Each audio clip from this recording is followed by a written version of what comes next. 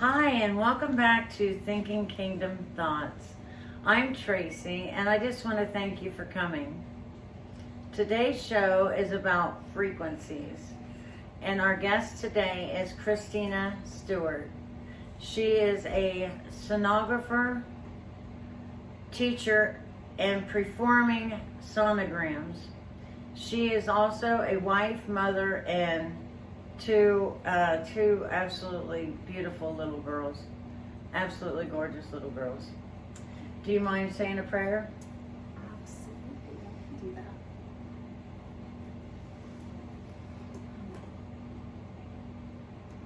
Abba Yah, we thank you for who you are, for how magnificent and wonderful you are, how you are the creator of all, and you guide us and watch over us, Lord. We just thank you for your greatness and your goodness, God. We ask that you would fill your spirit in this place and in us, Lord, and guide this conversation, Lord, to be pleasing and uplifting to you, Lord. May only the things that are important and righteous be what we focus on, Lord. And I pray that you would just give protection of our hearts and minds as we discuss your greatness and goodness, Lord. Protect us from things that might be temptations, Lord, that we should avoid, God. So I pray for your guidance and protection over this time in this space. In your name I pray. Amen. Amen. Thank you for that. It was good protection prayer, that's for sure. So the show's about frequencies, and if you have any URLs or anything like that you want to refer back to, we'll be sure and put them in the description of the video today. So what is your kingdom thought during hard times? Well, I think the one I've been going to the most lately has been about how God fights our battles. Right? He's the one that fights the battles. We don't have to fight them ourselves. And so trusting him and going into prayer and trusting that he's going to take care of that. And for me, part of that looks like reminding myself not to ask why. Yeah. Why is this happening, right? But instead to ask, what am I supposed to learn? What are you doing here? What do I need to gain from this? Because I've just come to a point in life that I'm like, I'm not even asking. I know there's some purpose. I know there's some reason. And so that's the one that I mainly go to. And with that, trying to keep things on what is pure and righteous and noble and positive, and not things that are going to be negative and destructive. It can be very tempting. I think for all of us, that's human nature. And so I have to just kind of shut that down and say, nope. God, what am I supposed to learn instead? Yeah. Absolutely. So what is a frequency? Because you're teaching this at school, at the college, Yes. and So I teach a small part of this. My coworker teaches all of the big physics and math that goes into this, but I had to learn this as a student. And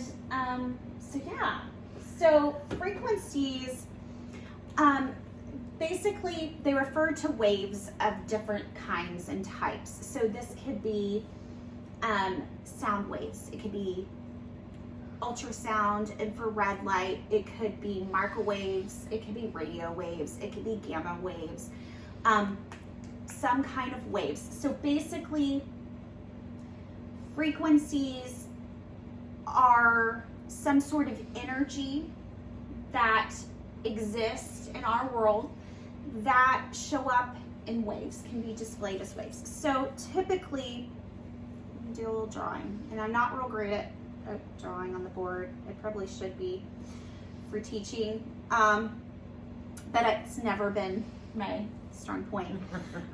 But it's going to look something like this. You have a series of repeating waves. So, and typically it's how many times, when we're talking about frequency, we're talking about how many times does it repeat per second. So the general term frequencies, when we're saying frequencies, we're talking about the energy waves. But when we're talking about the actual definition, going back to the science of it, it has to do with how often it reoccurs. So you could draw this out further. They're not matching exactly, but then you could count, you know, how many cycles up and down that you've got that are repeating. And so one of the things we talk about is the wavelength. So the length of a wave. So for instance, if we're going from the top here of one of these waves to the top of another, this is the wavelength of one wave. And you can kind of move this around to get a wavelength. So here's the wave, there's the length of one wave. Frequency has to do with how often it's repeated. And frequencies are measured in hertz and megahertz. And so in what I do in my profession, we typically use megahertz. But if you're looking at some other things, doing some research, you may find some things in hertz. So megahertz and hertz lets us know how it can be measured. And there's something called a resonant frequency. So a lot of people hear that, probably want to know what's the resonant frequency. So the basic definition of that is a naturally vibrating frequency of an object. So what's the typical range of a frequency, normal, healthy frequency for human? What is it for food? What is it for an animal? What is it for a plant? Those kinds of things. Everything that is created has a frequency. We have some sort of energy that we are vibrating. Now, we could be talking about frequencies in sound, light. Our bodies put out tangible energies that can be measured and felt. So, like electrical type energies, electrical type currents. Right. And so it's a very broad topic. There's a lot of things you can go into. So we're just going to kind of focus on some basics and maybe some things that, you know, I see that connects to the Bible and God's creation. Right. That's what we want to hear. Yes. So how fast this goes, how fast it travels is going to depend on what it's traveling through. And so we'll talk about that in a minute. But the speed is affected by the wavelength and the frequency, and that has to do with what does it have to go through to get to your ear, or what does it have to go through, if you're talking about ultrasound like what I do, what does it have to get through to go to the tissue that you're looking at and come back to the machine. Right. So that's kind of a quick little summary to give you a visual of what we're talking about. Right. Thank you for doing that and getting that all together.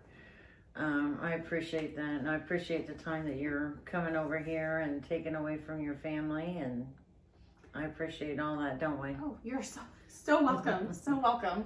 I have a little bit of a passion for it now after I've, worked in ultrasound for so long, because it allows me to just see how great God is and how neat his creation is and how detailed and purposeful. Yeah. And so I love it. Yeah. So where is a frequency mentioned at in the Bible? Oh, so, really all over the Bible. Yeah. All over, because if you're talking about light, there's all kinds of things that talk about light. If you're talking about sound, or there's all kinds of things that talk about sound. For instance, you know, we talk about that last great trumpet, right? Yeah. And think about it, it's going to be heard all around the world. Yeah. Everybody's going to hear it. So it's, in order to travel a longer distance, it has to have a lower frequency, which means it's less of those waves per second, but it's spread out. Right. So it travels further. And so, you know, I think about, oh, the great trumpet blast, you know, that's one. But Yeah. one of my favorites, I marked it, give me just a second. Let's see.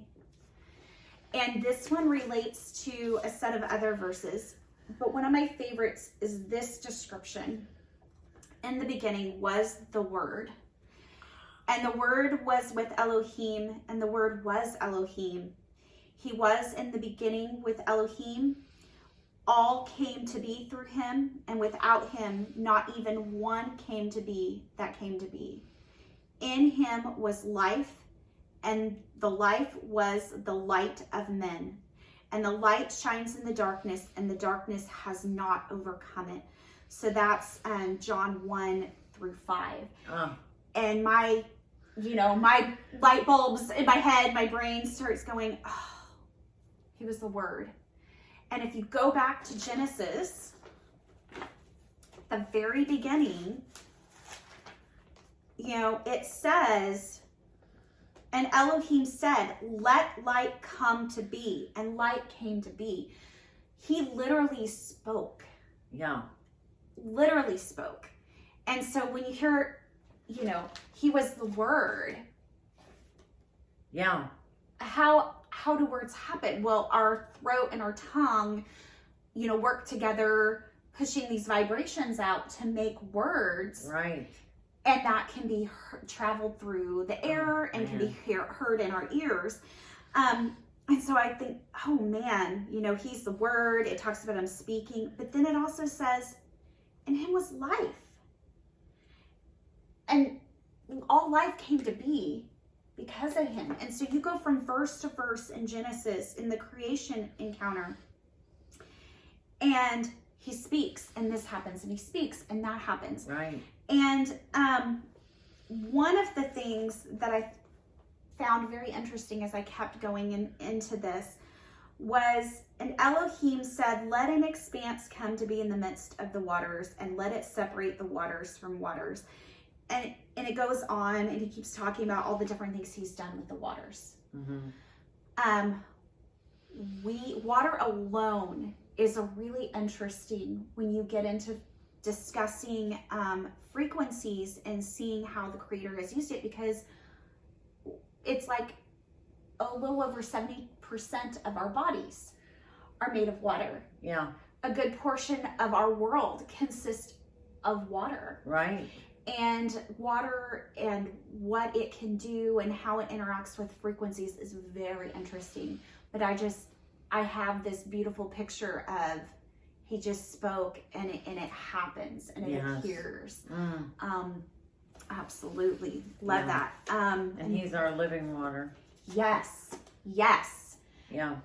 And so water alone has, you know, has a vibration that can be measured and looked at, and then you can do things to the water, which we can talk about here in a little while. But another one is the Jericho story. Oh yeah, that's a good one. So in 2 Samuel, see if I can find it here. Oh, not 2 Samuel, I apologize. In Joshua. I was trying to look up the other verse in 2 Samuel earlier. Joshua 6:20. And the people shouted when the priest blew the shofar, and it came to be When the people heard the voice of the shofar, and the people shouted with a great shout, that the wall fell down flat. What we know about frequencies and sound is that it travels slower through things that are denser, thicker. And so you have to have more force in order to overcome that matter. And one of the properties of how sound interacts with things is it creates oscillations in the particles, or and for instance, in essence, cells. So the particles expand and contract. And so it does so. And when you have something like that happen, it's gone to its threshold or its limit. Yeah. And it just gets destroyed. So Wow. that's called cavitation. It burst. And so it's so neat that the Father knows, I mean, he created us with sound, and he knew that when they marched around and they shouted and they added all the shofars, all of that together, directed at those walls, that those walls were going to come tumbling down. Yeah. Wow. So that one is just amazing to me as well. And then the last one that I had, and I think this would be a really good, like an interesting thing to research further. But in 1 Samuel, let's see, 1 Samuel 16:14, the Spirit of the Lord had left Saul, and an evil spirit from the Lord was terrifying him. It was an evil spirit from God it's an evil spirit from God that's frightening you. Saul's officials told him, Your Majesty, let us go and look for someone who is good at playing the harp. He can play for you whenever the evil spirit from God bothers you, and you'll feel better. All right, Saul answered, find me someone who's good at playing the harp and bring him here. And we know that was David. Yeah. And so anytime David played on this stringed instrument, which stringed instruments have standing waves. Yeah. And if you were to record a video of it and zoom in, you can actually see the string moving in a wave pattern. But whatever that frequency was, that sound that God had designed, the evil spirit didn't like it. And it was gone, right? Because it said as soon as he quit playing. Oh. So whatever was, like, ushered in the presence of the Lord somehow. Yeah. Or gave relief, something, right? That, again, I would like to dig into that deeper. I really want to kind of look at the frequencies of harps and the different types of harps. Mm-hmm. My understanding is David used a special type of harp that I don't know if it's still even made. But I found that very interesting. There's something there with the sound of the harp that he would get relief as long as that was being played. Wow. Wow. So there are many more, but yeah. No, that was really good, wasn't it? That was very good. So what is thermal and mechanical? Okay, so with ultrasound in particular, mainly talking about our ultrasound machines, we have these indexes. And thermal has to do with heating. And so the thermal index is a measure of the ultrasound beams. So you have what's called a transducer, and it's sending out focused ultrasound to a specific area of the body. And heat production can happen. And so our index, our cutoff for the level in a fetal mouse, so a little baby mouse in the mama mouse's belly, where they found that destruction was caused to the tissue. So what we know is ultrasound, especially if it's focused from a source, has heating capabilities. The other I talked about earlier was cavitation, that oscillation happens. And so that's mechanical, and it can refer to cavitation Or there is something called streaming, and it has to do with movement of fluids, having to do with other forces. But the main thing are those two. And so it's a limit that we have on our ultrasound machine based on the fetal mouse. So if we know that happens with an ultrasound transducer, that tells me that there's capability of sound when it is focused from some sort of source to cause cavitation or to cause heating. So in the case of the Jericho walls, it caused the oscillations and it burst and you have cavitation and destruction. Yeah. Something new happens out of that. Right. Okay, so I know we're going to have a lot of questions on this, and Christina will be looking at the comments and things like that to answer those questions. So write them down as you're watching, and she'll be answering those questions for you. So what has frequencies? So like I was saying earlier, every living thing, and to me, the way I think about this is I go back to the creation account. Yeah. God spoke and he gave us his breath and he gave life to everything. He spoke and the plants appeared. Yeah. So I see it as we have been given somehow these vibrations from the Lord, whether we're talking about electrical signals or whether we're talking about sound that our body puts out or whatever. It seems like the Father intentionally created everything, plants, animals, people, I believe even like rocks and stuff, right? Yeah. So where it says in the Bible, if you don't do this, even the rocks will cry out. Well, yeah. We just don't hear the sound that they make because it's at a different frequency that's low enough that we're not hearing. But they have come up with ways to measure things to find frequencies of things that are in our atmosphere. So I see it as that's something that the Lord created, that there is this component of sound with the Father. Yeah. He spoke it into existence. And what does he do with some of us? Sometimes he speaks out loud. Yeah. I know people who've had experiences of hearing the Lord speak. Yes. Right. So that's how I look at it. Yeah. Yeah.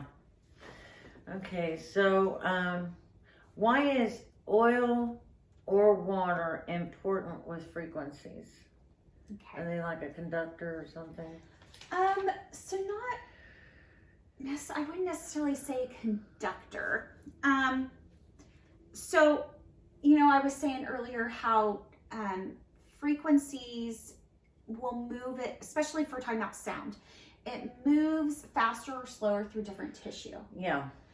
Or through different things. So like air, it moves really slow through air. And if we're looking in the body and there's air, it's going to reflect back to us when it hits certain surfaces. Mm-hmm. But when we're listening, it comes to us. We don't have something kind of interfering there. But fat, soft tissue, bone, water, olive oil. The main thing with water and olive oil, early on in research and study in ultrasound, they were trying to figure out how to look inside the body to get images. And they had to use for whatever they had. So one of the things they used was water, which ultrasound or sound moves pretty fast through water. And one of the other things was olive oil. And it really kind of created a matching layer. So they wanted to reduce the air between the skin and the sound beam. Yeah. And so that's called a medium. Okay. So the medium can be the air, if it's somebody's speaking or an instrument, the medium that it's traveling through is the air. So that's what medium means when we're talking about frequencies, is what is it traveling through. Gotcha. And so when we're doing ultrasound, the medium is the gel, or in early times it was water or olive oil. So you have to have something there to reduce that and allow it to travel through. Yeah. Okay. So what is the difference between energy versus sound? I would say sound is a type of energy, honestly. Mm-hmm. When you're talking about energy, you could be talking about, again, electrical, electromagnetic, which is kind of a popular term, light energy. Sound is a form of energy. It's a vibration, an oscillation that moves. And particles kind of can collide and pass on that energy.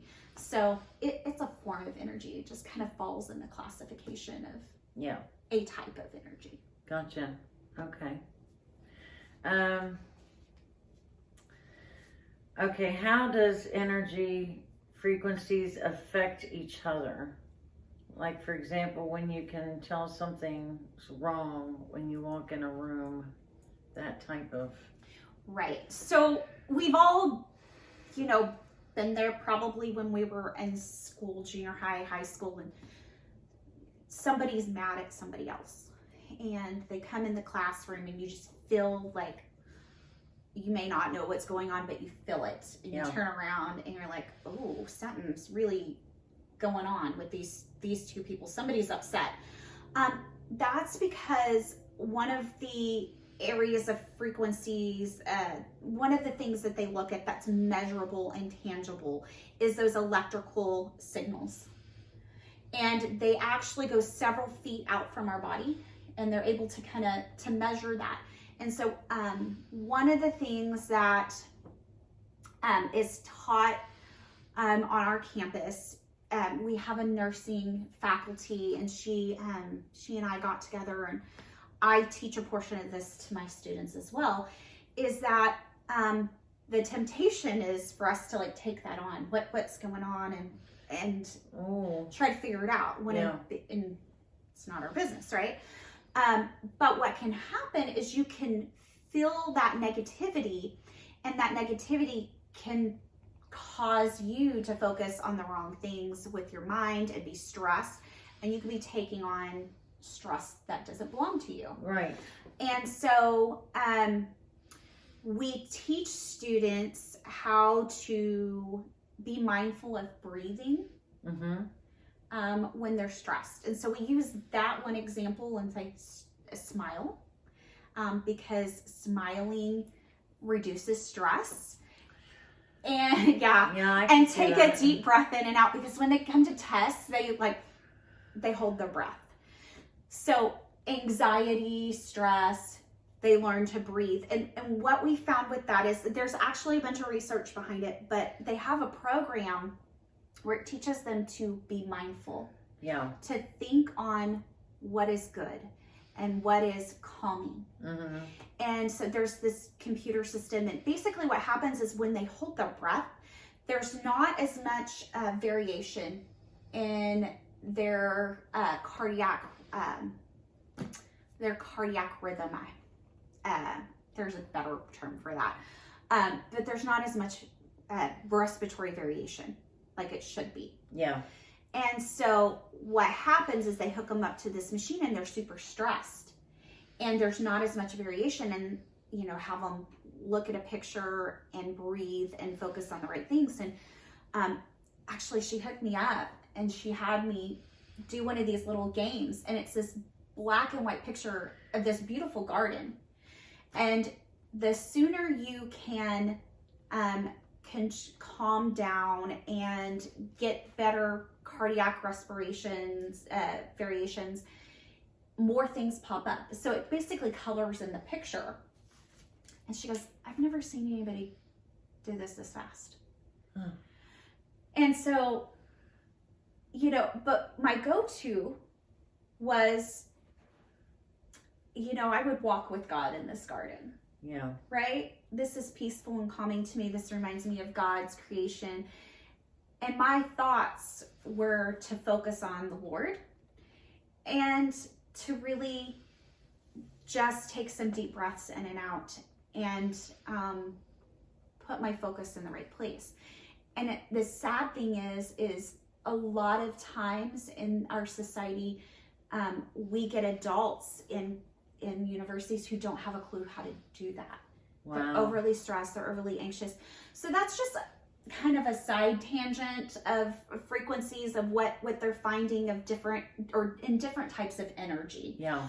Different things that can be measured, but that is one of them. We put out electrical signals, and our bodies have a state of sound that can be measured, and depending on what level determines whether it's healthy or if it's too low, you're not as healthy.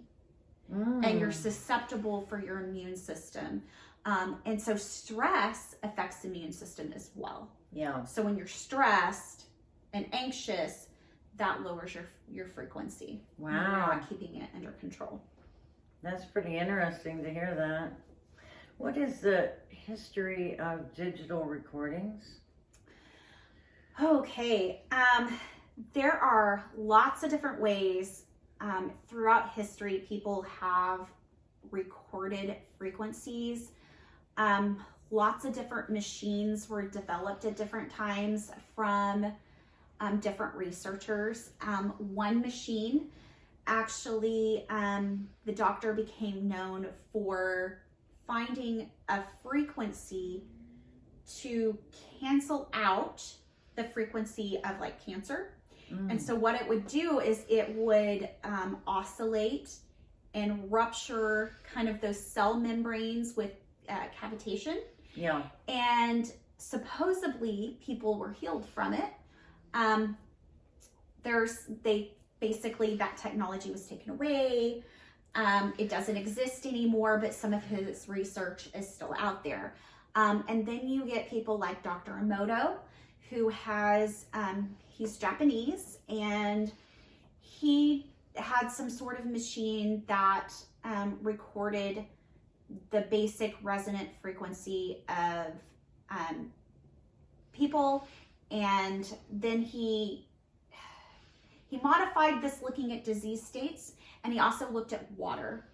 And so he actually did some really interesting things where supposedly he could measure frequencies of a person to determine what different types of genetic things they had as far as illnesses that may be passed down, or current illnesses they were dealing with, or emotions they may be dealing with, just off of a photograph.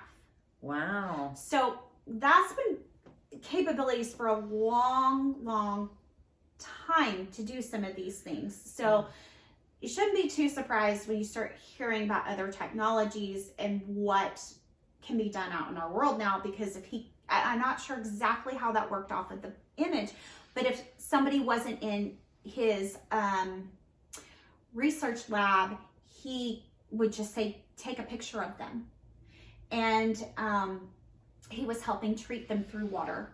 So I can talk about that more here in a minute, but with some other researchers picking up on what he did, they said, because he was analyzing water and found out that water could like almost remember things. It stored information, it could hold on to things. And then he was taking this distilled water and he was helping give frequencies to it that would cancel out the negative frequencies his patients had.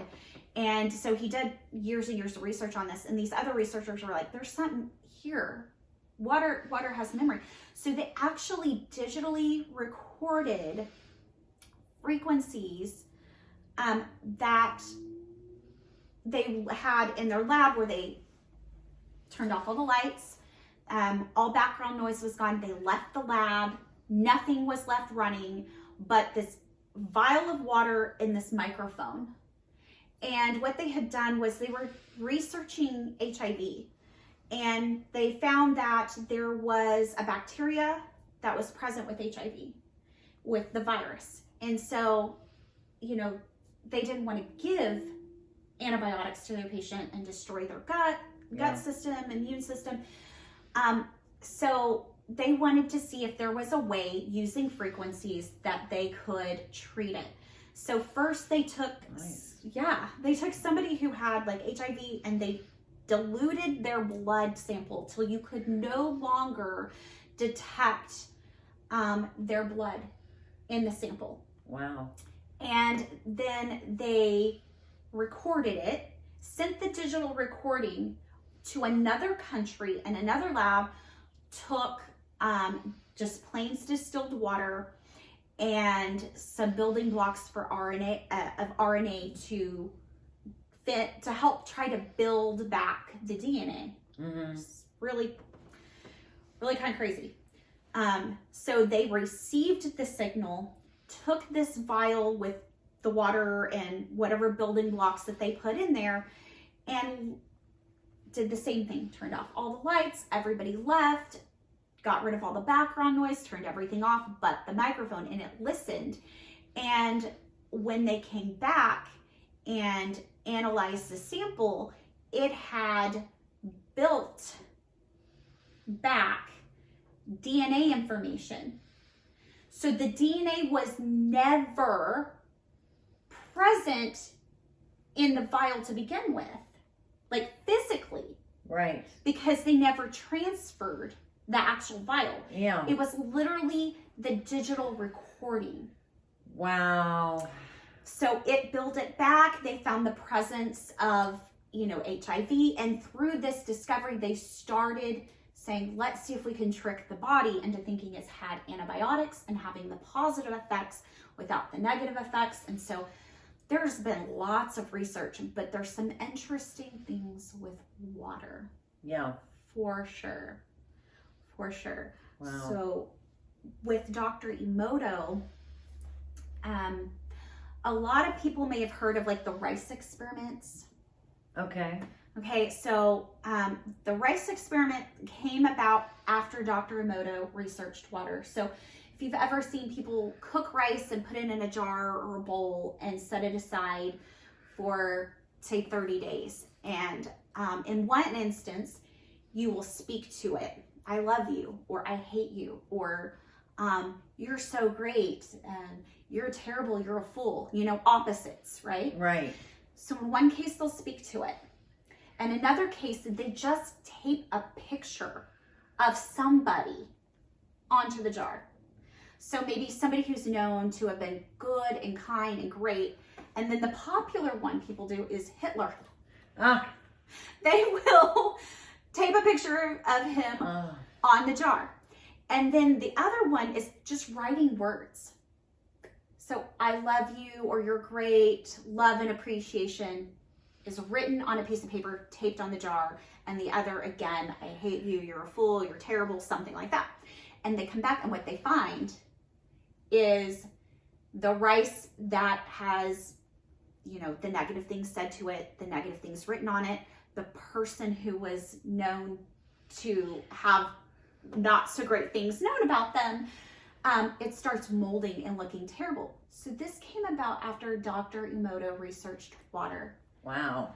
And so what he found was that there's some sort of frequency in just written water, like written words labeled onto a jar. The water is not hearing anything. It's written. Yeah, right. There's frequencies somehow just from a picture. Wow. There's frequencies, obviously, from speaking to it. So he found the same kind of things. He would speak to it, and then he would freeze it.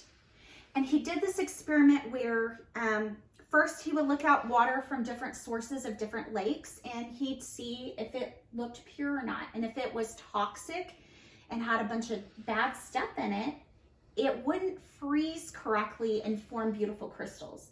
If it was cleaner, it had beautiful crystals. Oh, wow. And so then he found the same kind of things. If he spoke positive to one and negative to the other, say it was a clean, beautiful crystal from this natural water source. Yeah. If he spoke something negative to it, suddenly it didn't freeze right. There were holes in it. It was chaotic. It didn't look beautiful anymore. Yeah.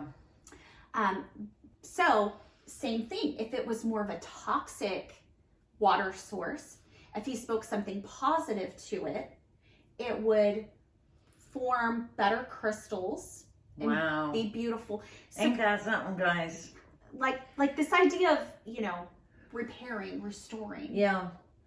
And so there's lots of interesting things there. But again, it indicates that there's something being sent out. He found that emotion. And there's many different sources that talk about this. This is an area I would say you have to be very careful about. But emotion has frequency. So I wouldn't dive off without prayer and much caution when you look into some of this stuff. But emotion and some of those words, positive or negative, have strong emotions attached to them. So they're finding thoughts have frequency. So if we're thinking and we're praying, right? What does the Bible say? We're supposed to renew our mind. Yeah. And how do we do that? We think on what's pure and lovely and right, God's promises. And so there's all this science basically backing up that prayer is effective and is good for you in positive ways. So he found that. We like this, don't we? Yes, he found it among others. And there's other research looking at the brain itself. Yeah. So Dr. Carolyn Leaf looks at your thought patterns. And she is a believer. And she decided she would pose the question, can the brain that has had injury be healed by the mind? Wow. A lot of people want to say, oh, your brain and your mind are the same. But she didn't believe that. Mind, body, right? Soul or spirit, right? What the Bible says. So she challenged that. Yeah. And she's done a lot of research on that and found that the brain can be healed. But it has to do with our thoughts and where our focus is. Wow. Now, that example, that experiment that you mentioned earlier about the rice experiment, I don't know if you remember, but Anne did a similar experiment with her daughters, and she took the same apple, cut it in half, put one in one jar, one in another. They spoke good over this one and bad over this one. This one rotted faster, and this one actually sprouted a tree.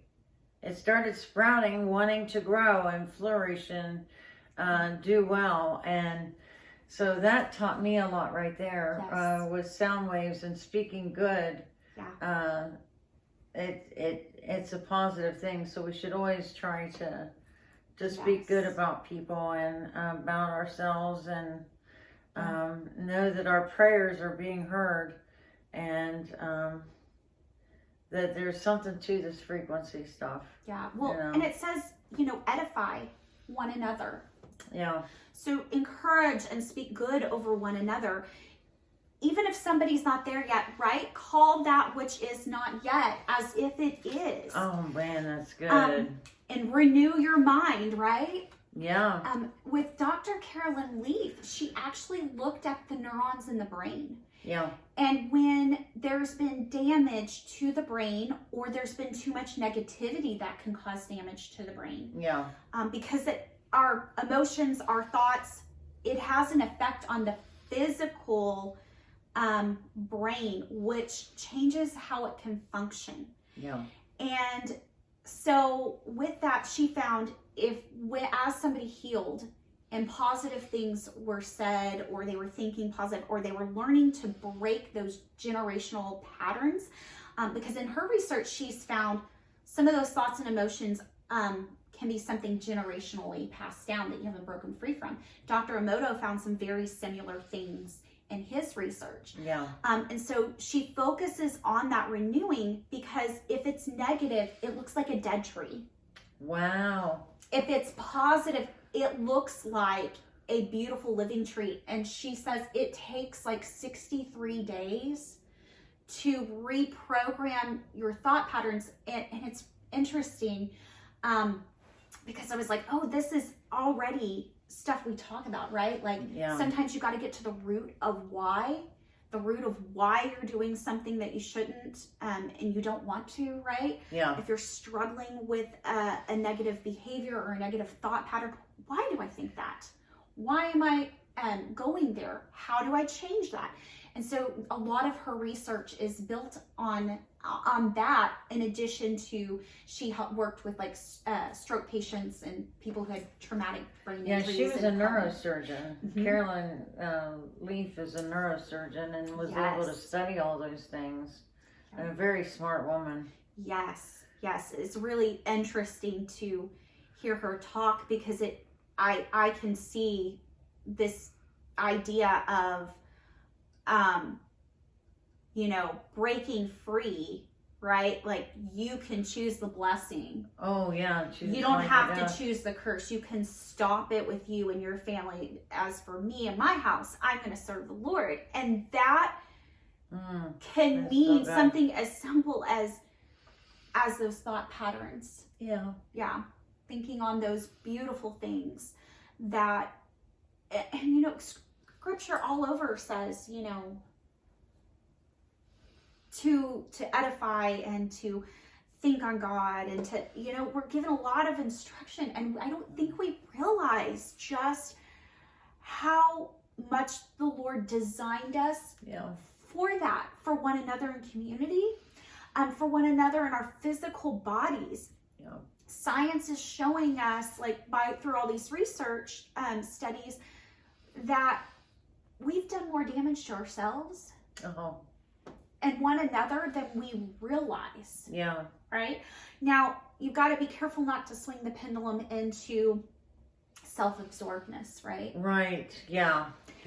There's a balance there. And so my cautionary thing with frequencies and some of this stuff is you can swing the pendulum too far and go into me, myself, and I, and how can I build up myself, and how can I, and you can even get into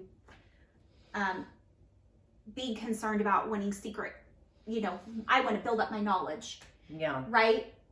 But is that really, do you really need all that knowledge? Probably not. And it can lead you into things that the enemy wants to entrap you with. Yeah.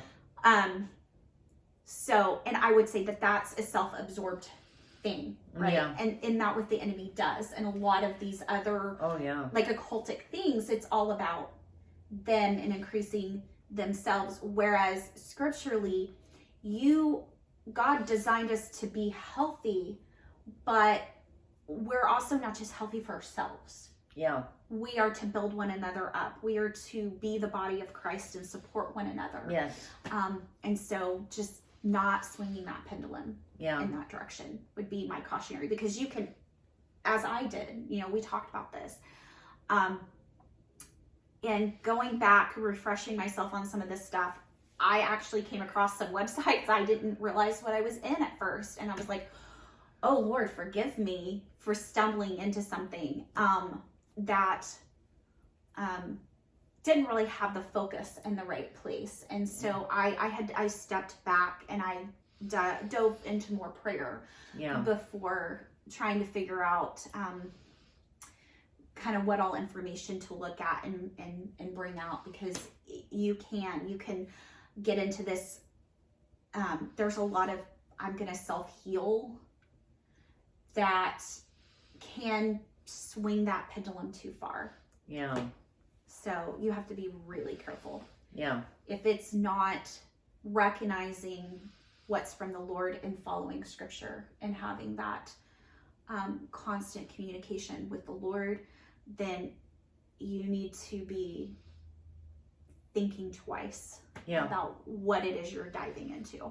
So keep that in mind, folks, if you go researching any of this stuff, that there's a really bad side to the things that God has created for good. The evil one likes to switch it around for something really negative, and we've seen that in so many things in our own lives. So, did you have any other comments or anything that you wanted to bring out that maybe my questions didn't thoroughly cover? You know, I think just kind of reflecting overall, there's the verse about power in the tongue. Oh, yeah. For good or for bad. So going back to being mindful of what we say. And if it's not necessary, do you need to say it? You never know who's listening, and you never know what they may think, and they may misinterpret something. And it goes back to, our congregations talked about, gossip and all those other kind of things, and cutting that out, and how we're going to be held accountable for every idle word. If it's not necessary to say, if it's not helpful, if it's not edifying, then we're putting stuff out that can be destructive, emotionally, mentally, physically. You don't know what somebody's holding on to. They can store up all this negative thoughts and feelings because you said something, and maybe you didn't even mean it the way they took it. But it just causes me to pause and think a little longer about what I'm going to go about and say. And then one other thing, as I was looking through, I found the idea of vital. Water is vital to our bodies and to our world. And one of the things, and so I was listening to some different videos and looking at different websites, refreshing my memory, and I thought, I'm going to look up this word vital. I just wanted to see synonyms for it. Energetic, vigorous, vibrant, and lively. And so I thought that was so interesting that vibrant and energetic were on that list. And so, the Lord is vital to us. And one of the ways we keep in touch with him is that vibration back and forth of us speaking to him and us listening, or, even silently praying and thinking and intentionally thinking. And that was another thing Carolyn Leaf talks about, your intentional prayer is actually more effective than if you're not being as mindful, you're not being as intentional, you're not, you're kind of haphazardly praying and not going in as deep. Your deep intentional prayer has shown the positive effects to heal your brain. To physically begin to restore, I guess is what I should say, because the Father heals. He uses those things to help us be restored, but the Father heals. Good wording there. Well, thank you so much for all your knowledge and research that you've shared today. It's been incredibly awesome. Absolutely. I'll be placing all of the URLs again on the descriptions of the video. And thank you so much again for coming today, Christina. You're welcome. Thank you. It's my pleasure. Would you be willing to return for another show? Yes. All right. Good. Okay. So only thing left then is to just enjoy God's journey.